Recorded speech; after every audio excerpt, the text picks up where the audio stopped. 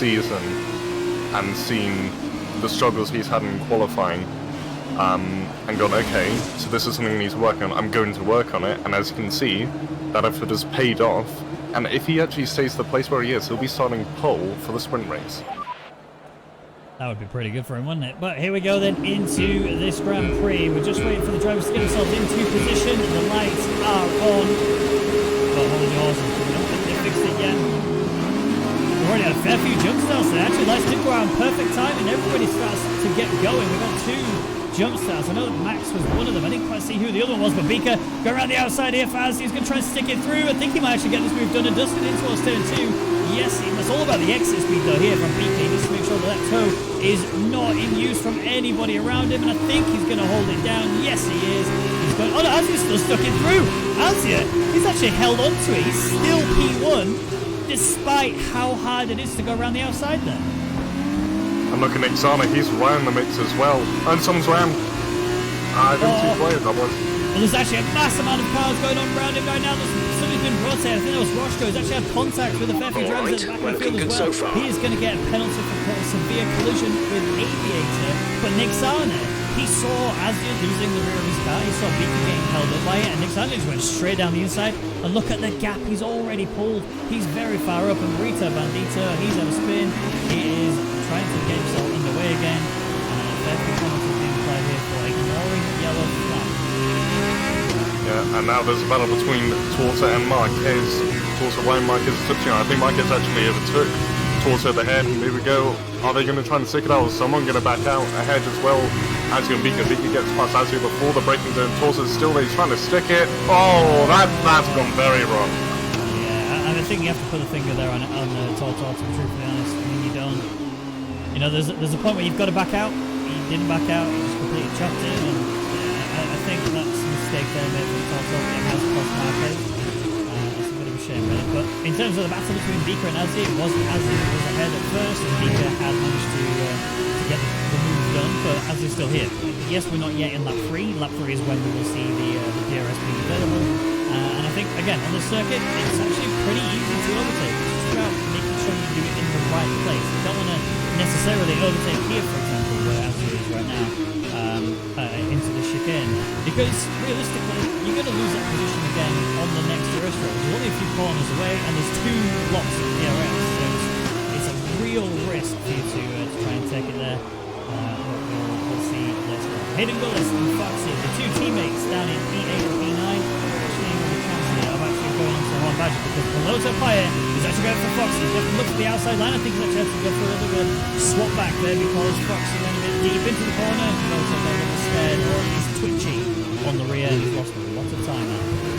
Yeah, and have a look at Aviator just behind Piloto. He was right alongside of the hairpin, and then everyone just got very close and squeezed up together. Aviator in the slipstream. Is he going to go for it? Is he going to back out? He's backed out.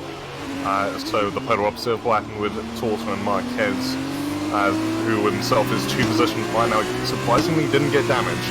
That was the advantage of being in the middle of the track, not at the wall of champions. And Hayden Gullis and Horn Badger are going at it. Yeah, they really are. Horn Badger's on the inside. He's actually trying to keep himself motivated through that corner, and he's done a pretty good job. He's still kept Hayden at bay. Hayden obviously did have the harder line there through that whole corners. Hayden's got a better run through that one though. This actually might be a bit of a yeet down the inside, but I think he might have wing. Does Hayden have wing damage? Because he looked really unstable there. No, he doesn't. Clearly just couldn't get the car working, but he's managed to get past Horn Badger there. Badger just got stuck, and actually Fox is trying to get past him as well. He's actually drag racing him. There's a bit of wheel-to-wheel contact between the 2 of them there, but I think Foxy is through. Piloto's alongside him as well, so Badger's really going to be coming out to dry here. And I think that was Piloto who had a contact with Aviator, I believe. And that's in the position. Yeah, Aviator attacked him from behind from the chicane. I think Piloto was braking early for safety. Aviator was braking as normal as well. They just came together. Unfortunately, Piloto has come off worse. So with Aviator, so now going to be trying to get past Horn Badger, and Foxy's going to have to go to his teammate. Yeah, I mean, I don't suspect that they're going to be We're leading our teammate by 3.5 seconds. And then maybe get him towards turn 1, but it's all about who gets through the chicane the fastest. It looks like actually Foxy is the one who's benefited the most. He's got the DRS, he's got the toe, he's got everything he needs to attack Hayden Gullis. And Hayden, they're clearly in cahoots because Foxy was very much let by Hayden. Now it's Foxy at 7. playing the long game, playing the team game, more importantly. Yeah, and that's a good quality to see from anyone driving, is that they're not too stubborn saying, oh, no, this is my position. They're on the same team. They don't benefit from finding each other, just going to let the likes of Aviator behind him, Pilotis catch up, who meanwhile has gone past one Badger. He's falling down to 11th, unfortunately. But now look at Aviator, he's right at the top of Hayden, but no, he's actually lost the rear a bit. Is that going to give Piloto a chance? No, he's a bit too far back. But this battle is certainly far from over, and actually Beaker, he's now within half a second of Nixana. He was actually a little bit closer than that before, and just had to back out a little bit because of the he's had. Here comes Piloto, looking for a lunge down the inside on Aviator. Hayden Gullis is actually going to get an overtaken as well. Aviator's going around the outside, of the hairpin, sorry. Hayden might actually get the better to exit out of that corner, but no, Aviator actually. A little bit of wobble there from him. It could be a bit costly. Beaker getting a 2 seconds out. Maybe Daniel's going to get past Azir. But look at Piloto Paya coming down the inside here. He's actually getting a tow as well from Aviator. It's like Aviator's apologising for the contact he had earlier, and he's allowed him through. There's contact behind. That was Hon Badger, went into the back of Hayden, and that was a bit of a wing damage on the right side there for Badger. I think Hayden managed to escape scot-free, but realistically, that was Badger quite breaking in time and running into the back of Hayden, I think. Yeah, he's lost his right play, and at the worst point of the track as well. That was just after the pit lane. So he's going to have to do if he chooses to pit, he'll have to do an entire lap with this damage. And so I think that is any chance of points over, unfortunately. Oh, Beaker's gone for a huge lunge into that third chicane. That was a very, very scary scenario. He did kind of force Nixana off the track, and I think now he's going to be at risk because Nixana is right here again. And we said before how it's kind of pointless going for a move in that second gear on sun, purely because you are going to be at the mercy of the guy behind you when you go into this gear straight here. Although Nixana didn't quite get the run he needed out of that hairpin.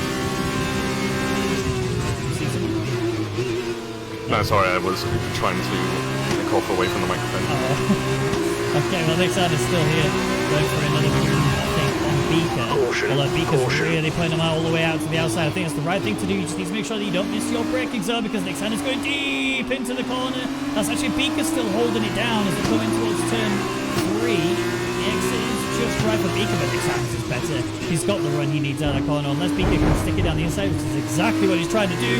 Down through 4-5, there's definitely contact between them. That did kind of force Nixana on the grass, but he didn't get a penalty. He may have got a warning. He's kept himself clean. Other than that, Beaker has got a penalty, remember, and this is now Nixana right on the gearbox of Beaker. And I think this is going to continue probably until the end of this race, or someone dies. Yeah, and with how close they've been getting, that either of those is incredibly likely. As Azir is still hounding the back of Landon's movement as well, so the battle for the podium still isn't over, and Piloto and Aviator are still close, so plenty of battles still to go here in Canada, as they usually do.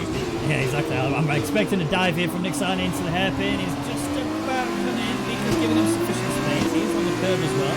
Actually, really well handled there through that hairpin from Nixana. He was on the curve, and it's all about the patience on the accelerator to not lose it. I think realistically, Beaker's got no answer to this, surely. The DRS going being open means that Nixana is that bit faster, but is Beaker going to be behind as we come into the chicane? He's still holding it down the inside. They're going to go side by side throughout, and they kept it clean. Never mind, Beaker. He's had a wobble. I think realistically, trying to go side by side through that final chicane is like trying to sign your own death warrant. And he has fallen to P4 along with the penalties he's already had anyway, and the wing damage he's now got on the right side. This race is going to be very difficult for Beaker. They're on old softs. Their Yeah, I tyres are think 6 months old. realistically he's actually now thrown away any chance of a win. Because he's got penalties, got damage, and now there's 2 cars separating him and Nixana. So unless there's some elusive crash with the 3 cars ahead of him, I think he might have to settle for P4 at the moment.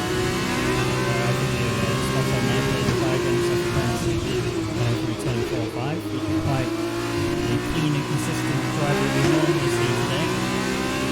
So sadly has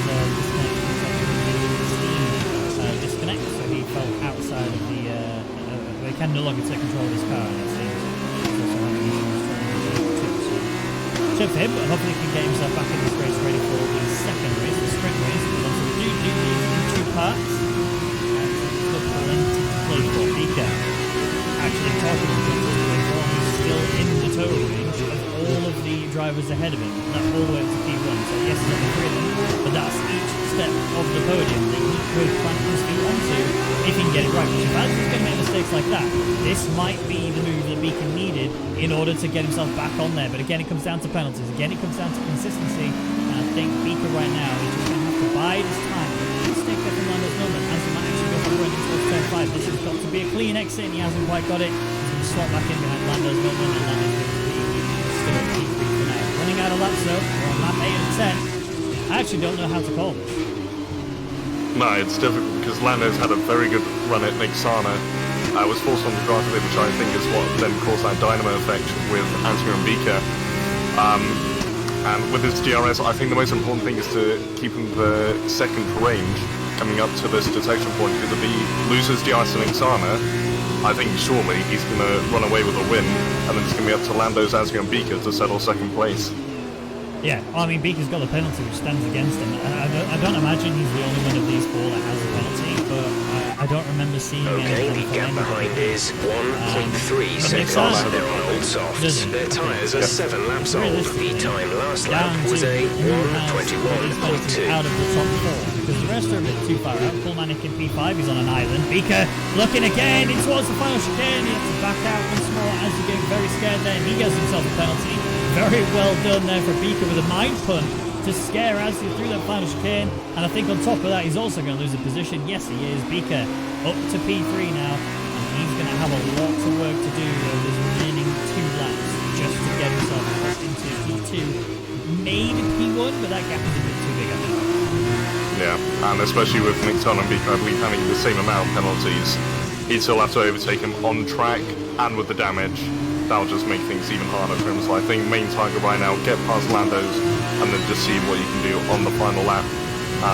And I said Lando's needed to keep within the second. He has been able to do that, and that has now left him vulnerable to the likes of Beaker and Azzy. Azzy's actually fallen back a bit, maybe taking a bit of back from that earlier overtake and the penalty. So all big slide from Beaker. That's going to give Azzy right back into the hunt. And at the moment, I think Lando's the only one in the top 4 without a penalty, which means he could actually still have this win. Yeah, potentially. That would really help him out quite a lot. But we've still got the next lap to go. Anything can happen, like Marquez is trying to demonstrate here. And Foxy, that's a bit of... excuse me. That choked me up a little bit. Marquez went for a move down the inside. It took me by surprise. Was not expecting... This is your final lap. Final lap of the race. Gap to teammate behind is 1.9 seconds. Oh, here we go then. On the back straight here. It might be Marquez getting it in time for Foxy. Foxy's still trying to stick it down the inside into the final chicane. They've got another. Both of them have got a penalty for trying to go too wide. And I kind of put that on at Foxy.